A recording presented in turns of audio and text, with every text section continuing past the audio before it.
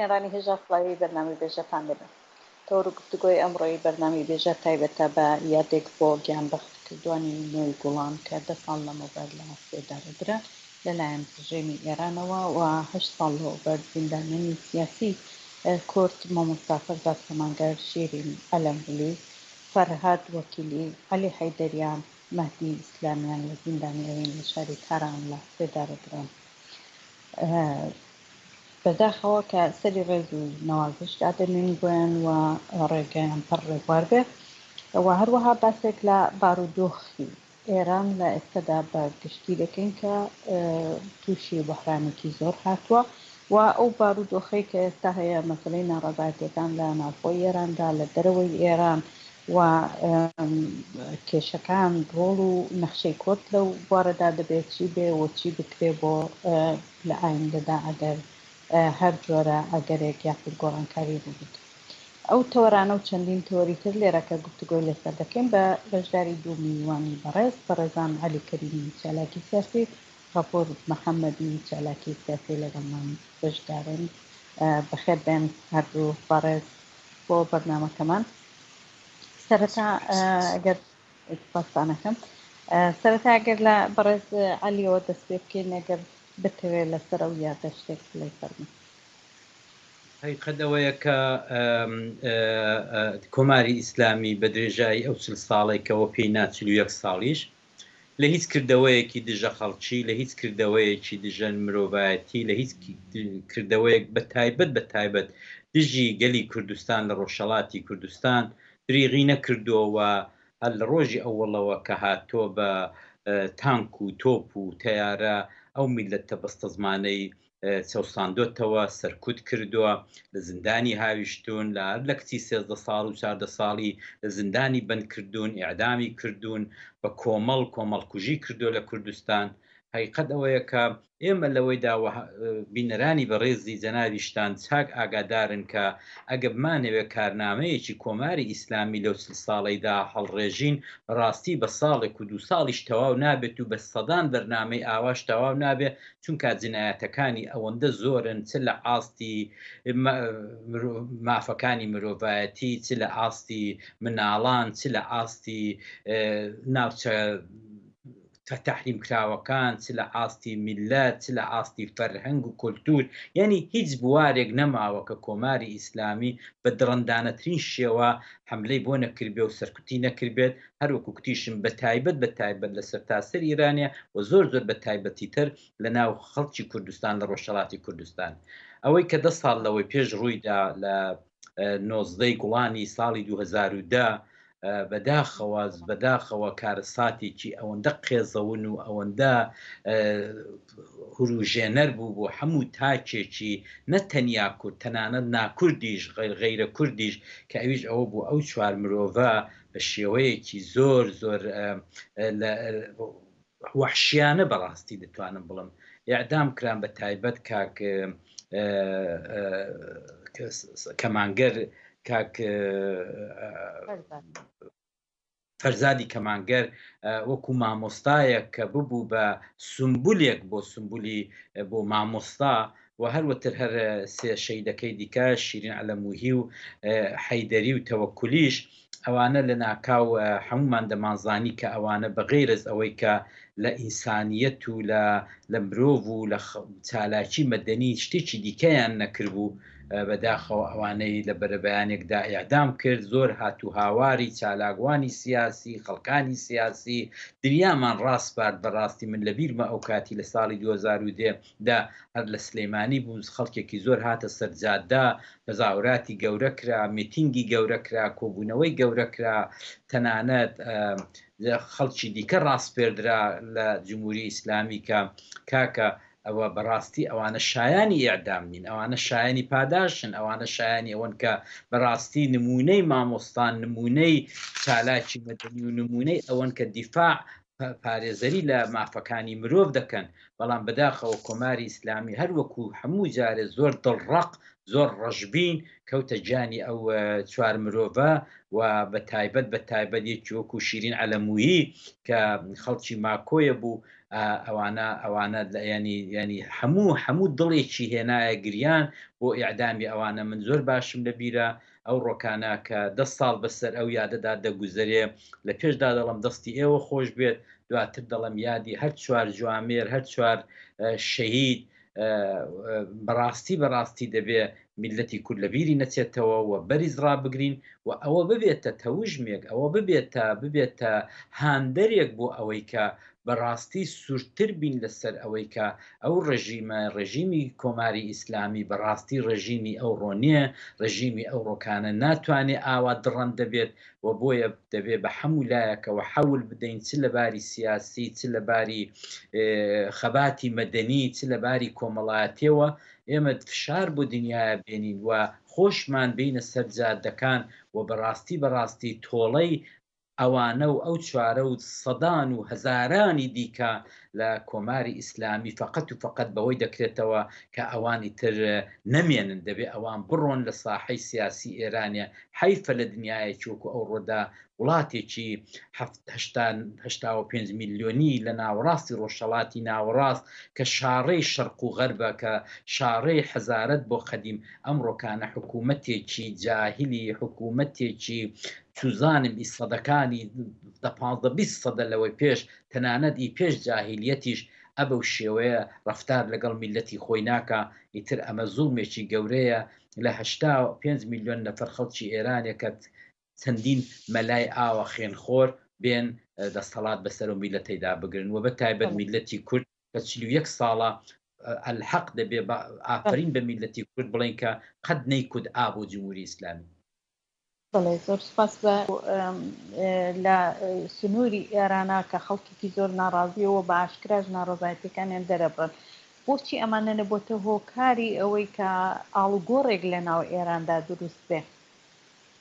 بەڕاستی من زۆر جار بیر دەکەمەوە جاران چەند فاکتەرێک هەبوو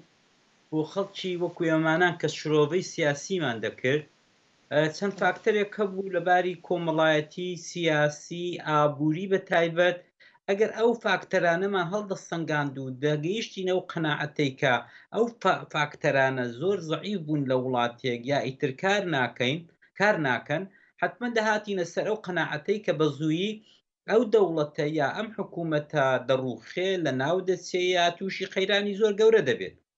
ئەوەی کە ئێستا بە تایبەت دوای هاتنە سەرکاری خومینی ڕوخانی ڕژیمی شا لە 10 ساڵ دواتر ڕوخانی بەرەی سۆڤیەت و دنیا لە دووجەمسەری هاتە دەرێ و شکلێکی تازەی بەخۆیەوە گرت، بەڕاستی دەبێت بڵێم هیچێک لەو فاکتەرانە وەک خۆی کار ناکەن، هیچێک لەو فاکتەرانە معلوم نییە بۆ کۆمەڵانی خەڵکی بێچارە و هەژار کە شەو و ڕۆژ کار دەکەن و ینی چارە نووسیان داوەتە دەستی خەڵکانی سیاسی. خەڵکانی سیاسی ئەمڕۆکانە حتا خوا حەسبکە بەستم دەوڵەت بەدارەکانە، دەوڵەتەکانە، نەک خەڵکانی سیاسی دیکە. بەڵام حقیقەت ئەوەیە کە هیچ فاکتەرێک وەک خۆی لە شوێنی خۆی نییە. یعنی دۆست و دوژمن لە سیاسەتدا ئەمڕۆکانە زۆر زەحمەتە بۆ کۆمەڵانی خەڵک، بۆ یەکی وەکو من لێکی بکاتەوە چێ دوژمنە، چێ بە دۆست دەزانن، چێ بە دوژمن دەزانن. مەسەلەن نمونەی سادە ئەوەی کە ئیسلامی ئیسلامی هاتە سەرکار هێندەی نەبرد، ساڵێکی نەبرد، شەڕێکی گەورە ڕۆژهەڵاتی ناوەڕاستی گداگر بە نێوی شەڕی ئێران و عێراق. یعنی ئەگە تۆ ئێستا دوای 40 ساڵان دێنی سەیری دەکەی، ئەگەر جیهان جلهێزەکان، ئەبەر قودرەتەکان، ئەگەر ئیمپریالیزمی جیهانی بەفەرز، ئەگەر ئەوانە دامی ئەو شەڕیان نەکردووە، چۆن ئەو دوو دەوڵەتە توانیان لەسەر پێی خۆی ڕاوەوەستن؟ ئاخر کاتێک ئێران ئەم شەڕێت تووشی ئێرانێ بوو یا ئێران کردی یا سەددام کردی مهم نییە، مهم ئەوەیە کە شەڕەکە کرا. ئەم شەڕە ئێمە هەموو پێمان وابوو لەو وەزعەیدا کە ئەو کات ئێران دوای شای تووشی گەورەترین قەیرانی سیاسی نەیارەکان و ئەو هەروەتر نیزامی و عەسکەری ببوو، ئێمە هەموو دەمانکوت، ئەم بۆ خۆم پێشمەرگە بووم بەو کاتی دەمانکوت کاکە ئەو پەڕێ و پەڕی 5 مانگان دەوام نایەنێ. بەڵام دیتمان 7 ساڵان ئێران ئەو شەڕەی کرد بە نێوی مستەزعاف، بە نێوی بەسیج، بە نێوی ئەوە پاسداوری فەقیر و هەژار نانی شەوەی نەبوو، ژن و منداڵی خۆی بەجێهێش بوو، دەهات لەسەر جادە لەهات لە جیبهەکانی شەڕ خۆی وەسەر مەیدانی مین دەپەڕان. یعنی کۆمەڵێک فاکتەر هات نەگۆڕێ کە بەڕاستی لە تەحلیلی سیاسی زۆر بەدورن.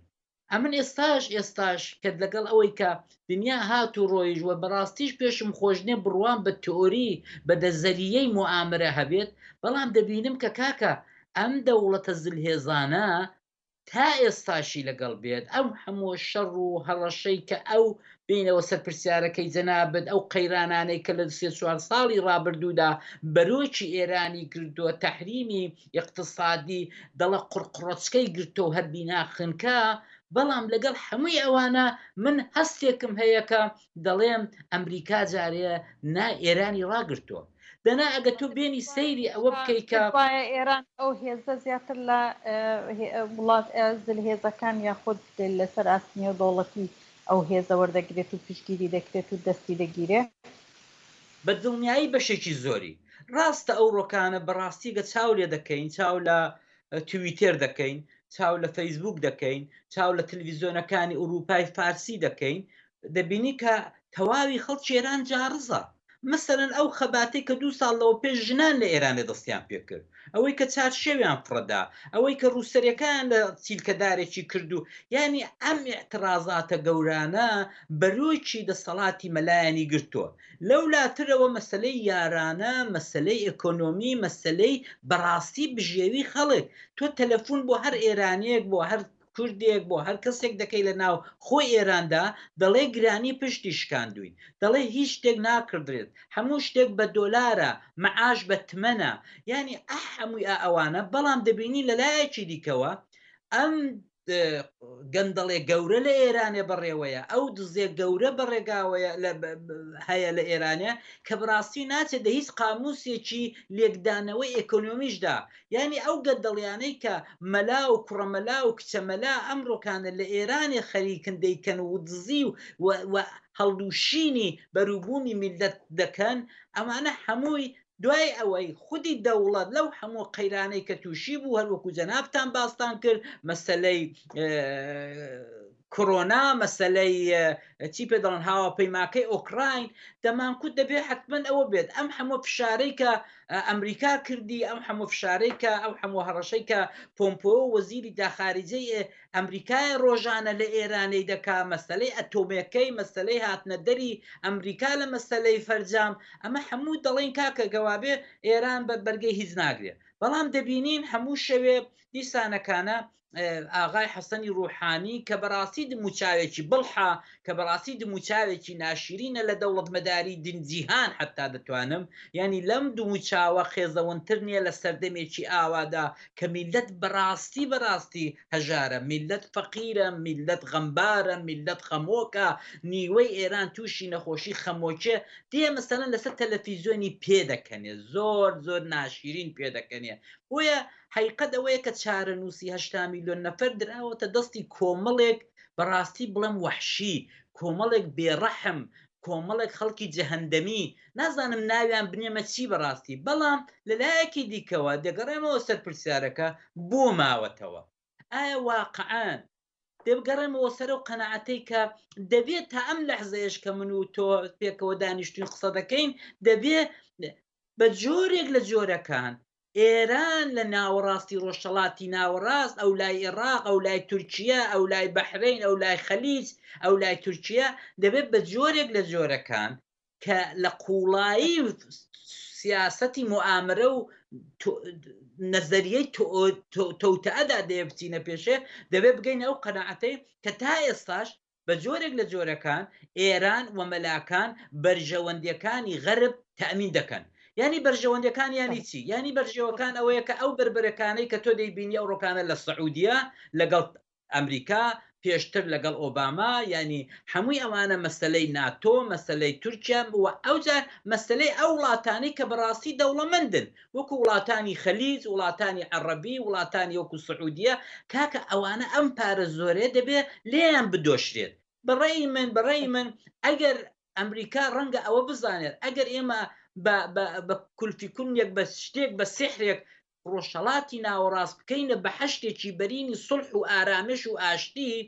بەڕێی من بزنسی زۆریان دادەخرێت. بۆیە دیسان دەگەڕێمەوە سەر ئەو قەناعەتەم کە نەخێر جارێ ئێران بەداخەوە زۆر بەداخەوە ڕاستە هەموو بەستەرەکان و هەموو ئامادە سازێکی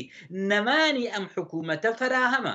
هیچ شتێکی تەواو نییە، نە لەباری ئەکۆنۆمی، نە لەباری نەوتەوە، نە لەباری نازانم دۆست لەگەڵ دنیادا، هەمووی ئەوانە فراهەمە، بەڵام بۆ ناڕوخێ. بەڕێی من تەنیا یەک فاکتەر دەمێنێتەوە، ئەویش ئەوەیە تاکوونی ئێستاش بە جۆرێک لە جۆرەکان ئێران بەرژەوەندی بە تایبەت ئەمریکای ڕاگرتۆ و ئەمریکا وەکو دەزانی بە تایبەت لەو 2-3 ساڵی ئاخرێدا کە دموچاوێکی وەکو ترامپ هاتە سەرکار بە ئاشکرا بۆمان دەرکەوت کە ئەمریکا لە دنیادا نە مافەکانی مرۆڤ، نە نازام یونسکۆ، نە هیچ شتێکی بەلاوە مەطرحنی بەغەیرز بزنس پارە بۆ میلەتی بەرتەر، بۆ میلەتی گەورەی ئەمریکایە. میلەتەکانی دیکە چیان لێ بەسەر دێ باڵیان بەسەر بێت، چەندانە متحیدی هەیە لە ئەوروپایە ئەوان بپارێزە، ئەوی دیکە میلەتی وەکو کورد، وەکو فارس، وەکو عەرەب بەداخەوە دەبێت لێرەدا باسی یەکشت بکەم کە ئەگەر لەلایەکەوە ئەمپریالیزم یا ئەمریکا ئەوە سیاسەتی بێت، لەلایەکەی دیکەوە هۆشیاری گەلانی وەکو ئێمە، هوشیاری گەلانی فەقیر، ئیرانی، عەرەب، تورک بەداخەوە هوشیاریمان زۆر لە خوارەیە و تا ئێستا کوونێش نەمانتوانیەوە بربەرەکانی و سیاسەتە بکەین. بنێگەڕێمەوە بۆلات بەداخەوە ڕاستێک هەیە چ لە دنیای سیاست و چ لە دنیای کۆمەڵایەتیش، ئەویش ئەوەیە کە هەموو سەردەمێک کە شتی تازە دێ و شتی کۆن دەبێ بڕوات، هەمیشە دای مقاومەتێک هەیە، مقاومەتێک هەیە لەلایەن کۆنە پارێزار، لەلایەن ئەوانەی کە خویان بە سیستمێک گرتووە، خویان بە تەقلیدێک گرتووە و مقاومەت دەکەن لە مقابل جیلی تازە، لە مقابل شتی نوێ. مەسەلەن هەر ئاسان چاولەکەین ئێستا مەسەن لە باشووری کوردستان و 28 ساڵە کە حکوومەتێکی دیفاکتۆ هەیە و کۆمەڵانی خەڵکاتون دوای زۆربەی خەڵکی باشوور کەم زۆر کات لەوێ دەژیم هەر سەدامیان لە بیریش نییە و هاتوون جیلێکی دیکە، نەوەیەکی دیکە ئەمڕۆکانە لە بازار، لەسەر جادە، لە کۆمەلگای مەدەنیدا دەبینین، بەڵام دەبینین کۆنەکان کە ئەقەلیەتێکی کەمن لە ناو کۆمەلگای کوردیدا. ئێستا تۆگە چاو لێ بکەی سەرانی پارتی یا سەرانی حیزبە تەقلیدیەکانی دیکە دەرسەدێکی زۆر کەمن لە چاو کۆمەلگایەکی 8 میلیۆنی باشووری کوردستان، بەڵام تۆ دەبینی بە تاقی تەنیا ئەم ئەقەلیەتە بچووکە کە لە عائیلەیەک زیاتر نین دێن مقاومەت دەکەن دە مقابل هەموو میلەتدا، دە مقابل هەموو فەرهەنگە تازەکاندا، دە مقابل هەموو ئەو هەستان و دانیشتنی سیاسی و کۆمەڵایەتی کە نەوەی نوێ فێری بۆ دەیهەوێ بێت تەقالیدی خۆی بێنێتە سەر کۆمەلگا، بەڵام نابینن. حقیقەت ئەوەیە کە بە ڕۆژهەڵات لێرەدا ڕۆڵی ڕۆشنبیران چیە؟ ڕۆڵی ڕۆشنبیران لەو دێمە سەرەوەی حقیقەت ئەوەیە کە لە ڕۆژهەڵاتی کوردستانیش عینی شت کۆمەڵێک ئەحزابی سونەتی کە بەخوان دەڵێن ڕەسەن یا هەرچی ناوی لە دەنێنەوەوانە کەەوە دەشبینین هەمومان لە پێشچاوی هەمومانەوە زیاتر لە 28 ساڵە چالاکیی ئەو تۆیان نییە، ڕێخستنی ناو شارەکانیان زۆر زەعیفە، چالاکی قەدیم کە مەسەرەن 3 ساڵی ئەوەڵ چالاکی نظامیان هەبوو، ئەسکەریان هەبوو، یان ناوچەی ئازادکراویان هەبوو، یا کۆمەڵک لە گوندەکانی کوردستانیان بەدەستەوە بوو. ئێستا ئەوە 30 ساڵ 29 ساڵە ئەوەش نەماوە، بەڵام مقاومەت دەکەن، بەری نادەن. کۆلکە سیاسێ کۆنەکان نازانم ئەو دموچاوە پیرپیرانە کە بە گۆچانی دەڕۆن کە تەمەنیان گەیشتۆتە سەر و تەمەنی تەقاعودیش، هەر یەکەی پاسپۆرتێکی نەروێژی و سویدی و نازانم دانمارکی دەشیرفانیدایە، هەر یەکەی 12 نەخۆشی هەیە، ساڵە 3-4 جار نەیەتە دانیمارک و نەیەتە سوید و نەیەتە ئاڵمانیا دەرمانی نەدەنەی ناژی. دیسان لەگەڵ ئەو حاڵەی تەندروستی خۆشی لە عەقڵەکەشی گەڕێ کە عەقڵەکەی ئیسەردەمی کۆماری کوردستان یا ئیسەردەمی پێش حەربی عالەمی دووەمە، ئەمە عەقڵەکەیەتی، بەڵام دێ دەیهەوێت ڕێبەرایەتی حیزبێکی مەسەلەن وەکو حیزبی دموکرات یا مەسەلەن کابرا پیر بووە 40 ساڵە سەرکردەی کۆمەڵەی شۆڕژگێرە ئێستا شەر دەهێوە سەرکردە بێت. یعنی ئەم نەگۆڕینی موزاییکی بڕێبەری حیزبەکان و ئەو فەرهەنگە کە هاتووە لە ڕۆژهەڵاتی کوردستان بەڕێی من گەورەترین هۆکارە کە نەهێڵێ کۆمەلگا بەرەو پێشەوە بچێت. لێرەدا پرسیاری جەنابتان زۆر جێی خۆیەتی کە بەڕاستی لە هەموو کۆمەلگایەکی دنیادا لەم سویدەی ئێوە دانیشتون لەو بریتانیایی یانی ئەمە دوی نێوپێرێ تووشی بەڵایەکی جیهانی بووین بە نێوی کۆرۆنا. یە ڕۆژی ئەوەڵ وەزیرانێکمان هەبوو بۆریس جانسن هات کوتی کاکەوە هیچ نییە گوێی مەدەنێ کۆمەڵێک پیر دەبێ بمرن. کاکە یەک ڕۆژی نەبرد نوخبە ڕۆژشەمبیر هاتە سەرخەت تی دەوێکەوە ئەو قسەیە چۆن وا دەکەیت؟ یعنی ئەگەر ئەتۆ لە وڵاتێک ڕۆژشەمبیر کە چراو مەشعەلی ڕووناکەرەوەی پێش دەستی کۆمەڵانی خەڵکە ئەوە ئەگەر نەبێت خۆ میلەت معنای نییە حقیقەتێکە. ئەوەی کە کۆمەلگایەک لە کۆمەلگایەکی دیکە جیا دەکاتەوە ئەوە نوخبە و ڕۆژشەمبیرن گروپێکی بچووکن کە ئەوان بیر دەکەنەوە ئەوان سیستمدا دەمەزرێنن ئەوان نیزامدا دەمەزرێنن. حقیقەت ئەوەیەکە ئێمە بە درێژایی ئەو 40 ساڵەی نەتەنیا خۆمان وەک نوخبەی سیاسی ئەحزاب زۆر ڕشتمان نەکردووە بە ڕۆژ نەبووینەوە بە قەولی کامپیوتێر دەڵێ ئابدەیت نەبووینەوە ناشمان هێشتووە ڕۆژشەمبیرەکەشمان کڕیوە. ڕۆژشەمبیرێک دەهۆڵی فلان سەرکردە لێ دەدا ئەوی دیکە دەهۆڵی ئەوی دیکە لێ دەدا. یعنی ئەو ڕۆڵە سەرەکیەی خۆی کە ڕۆژشەمبیر دەبێ خۆی دوور کاتەوە لە دەسەڵات ڕۆژشەمبیر دەبێ هەمیشە و دایم خۆی قەرزداری کۆمەڵانی خەڵک ببینێت ئەم ڕۆڵە ڕاستەقینەی خۆی لێون بووە. لە زۆر کۆمەلگای پێشکەوتووی دنیاە لە ئوسترالیا لە کانەدا لە ئەمریکا لە بریتانیا لە ئاڵمان لە سوید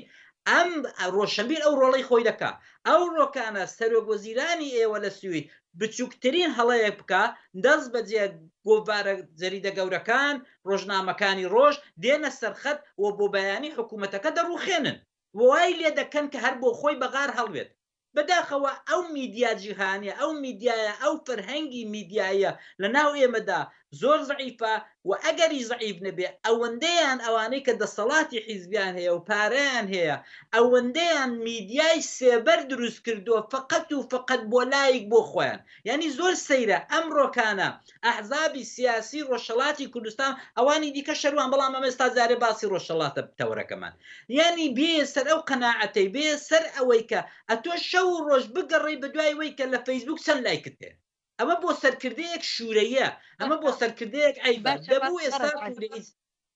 بەڕێزعلی پێتوانیە خەڵکی ڕۆژهەڵاتیش تا ڕادەیەگە گەر زۆریش نەبێ ئەم ڕەخنەیە هەیە لەسەر خەڵکی ڕۆژهەڵاتیش لە خەباتی ڕاستەقینەی خۆیان لایەن داوە و خۆیان بە بەشەکانی ترەوە سەرقاڵ کردووە لە کاتێکدا ناچنە سەر ئەسلی مەسەلەکە ئەو تاقەیە کە هەیەە زیاتر بۆ ڕزگارکردنی بارودۆخی ناوچەکە ڕزگاری کرد. هۆکارەکەی چێ هۆکارەکەی ئەوەیە وەختێ خۆیان بە بەشەکانی تر سەرقاڵ کردو لە ڕووی خەباتەوە نابەڵکو لە ململانێ سیاسیەکان کە ململانەکانیش بەڕاست لە بەرژەوەن. ئێمە کۆمەڵانی خەڵک عادەتمان بە جوڵەیە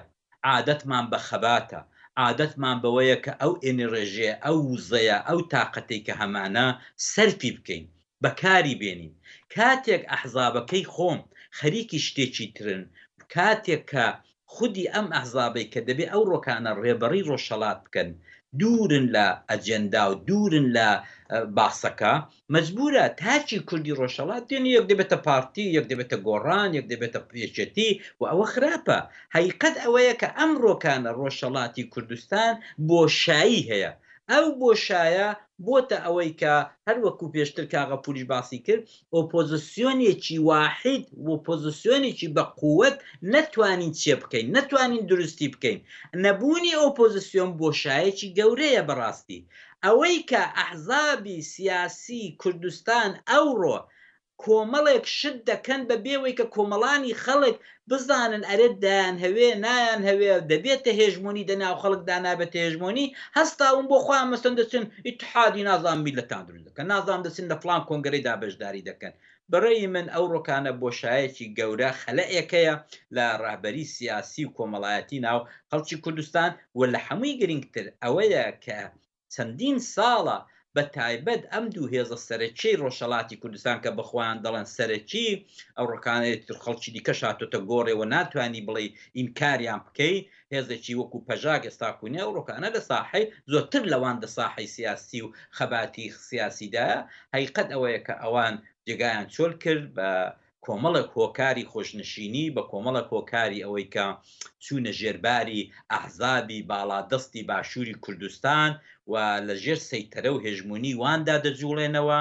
یەک لەگەڵ یەکێتێ ئەوی دیکە لەگەڵ پارتێ بۆیە بەداخەوە ئەم ڕۆکانە ئێمە دەبێت چاوەڕێی ئەوە بکەین کە شۆڕشێک ڕاپەڕینێکی جەماوەری لاوانی تازە لاوانی ئەمڕۆ لە ناو خودی شارەکانی وەکو سنە و کرماشان و مەهاباد و سەقز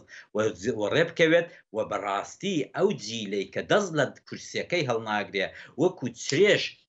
بە کورسەکەیەوە نووساوە دەبێت پیان بڵین کاکە بەستە ماڵتان ئاوا بێ زۆرتان کرد بەڵام ئەو ڕۆکانە ئیتر دنیای ئەو ڕۆکانە حتا ئێمەمانان ئەوە تا ئەو کۆرۆنایە زۆر شتی پێکوتی ئەم ڕۆکانە ئەوەی کە کچەکەی من کوڕەکەی من ئیتۆ جۆرێک دەڕوانە دنیای نوێ دوای کۆرۆنا من و تۆ ڕەنگە ئاوا نەڕوانین ئەمن ئەو ڕۆکانە دانیشتین لەگەڵ کچەکەم لەگەڵ کوڕەکەم بەحسمان دەکرد ڕوانگەی ئەوان بۆ دوای کۆرۆنا زۆر لە ئیمن ئاقلانی ترە زۆر لە ئیمن پێشکەوتوترە و زۆر لە ئیمن واقعی ترە چونکە بۆ ئەوان لەگەڵ ئەو ڕۆ دەڕۆنە پێشێ بەڵام حقیقەت ئەوەیە ئەو سەرکردایەتی ئەوڕۆ لە ئەحزابی کوردی ئێراندا دانیشتون ئەم سەرکردایەتی نییە کە بتوانن دوا ڕۆژ کوردی ئێران ڕەهبەری بکەن مەسەرەن ئەمە چەند ساڵە هاوار دەکەین بە دەیان مەقالە و توێژ لەو تەلەڤیزیۆنانە کراوە کە بابە ئەگەر ئەتۆ ئەرتەشێکی نیشتیمانی دروست نەکەی دوا ڕۆژ وەزعی تۆ لە ڕۆژهەڵاتی کوردستان لە یەکێتی و پارتی باشتر نابێت کاکە ئەگە ئەو ڕۆ ئەتۆ پێش بە گەندەڵی نەگری ئەخە معنای چیە مە ئەندامی مەکتەبی سیاسی دە ساڵێکدا 20 جار سەفەری ئەمریکا و ئوروپا و سوید و نازام ئەوێ ئەولای دەکا بەڵام پێشمەرگە پارەی جەغەرەکەی پێنێت نابێ ئەم نائەدالەتێن نایخوا ئەم ئاغاوەتی و ڕەعیەتێن نایخوا ئەگەر قەدیم ئاغا و ڕەعیەت دەنێ مەکتەب سیاسیەکاندا بە چوارچێوەیەکی سیاسی دووبارە پیادەکرابوو ئەمڕۆ ئەم چوارچێوەیە تازە نایخوا ئەوڕۆ پێشمەرگەیەکی 19 ساڵەی دموکرات و کۆمەڵەکە دوێنەوە پێرە لە بۆکان و سەقساتۆ تێدەگا عەدالەتیانی چی بەڕێی من کانگای هەموو لێک پڕژانێک هەموو لێک هەڵوەشانەوەیەک نائەدالەتیە جا نائەدالەتی ناو کۆمەلگادا بێت نائەدالەتی دەناو حیزبێکدا بێ نائەدالەتی دەناو دەستەیەکی بچووکیشدا بێت ئەم نائەدالەتی خەڵک بۆی تەحەموول ناکرێت بە تایبەت ئەگەر جیلی ئێمە نەوەی ئێمە پێشتر بەهۆی کۆمەڵە کۆکار قبولمان کردو و دەنگمان نەکردووە ئەم ڕۆکانە ئیتر نەوەی تازە کە نەوەی موالیدەکانی هەشتاکان و نەوەدەکانن بە هیچ شێوەیە قبولی ناکە کاچی مەسەلەن مەکتەبی سیاسی دەکەسی بەدواوە بێت نانی چاچی بۆ بکەن خواردنی چاچی بۆ بکەن سفرەی مەشروبی بۆ برازێنەوە ئەویش نان نەبی خوا ئەویش سەلاجەیەکی نەبێت لە ناو قەڕەکەیدا کە ئاوێکی ساردی تێدا دروستکە بۆیە بەڕێی من دەبێت ئەوانە بەڕاستی بێن دەور و تەسلیم بکەن زۆر بەڕاحەتی بێن بڵن ئێمە کاری خۆمان کرد سەردەمیمە فەرهەنگی سیاسی ئاوا بوو ئێمە دەرەقەتی ئەو فەرهەنگی ئەم سیاسێ نایە و لە هەمووی گرنگتر ئێمە بگەڕێینەوە ناوخۆی وڵات و ئەو توێژەی ئەو جیلەی کە 40 ساڵە لێیان دوورین ئاشتیان کەینەوە لەگەڵ خۆمان و بیدەین بەوان زۆر باشە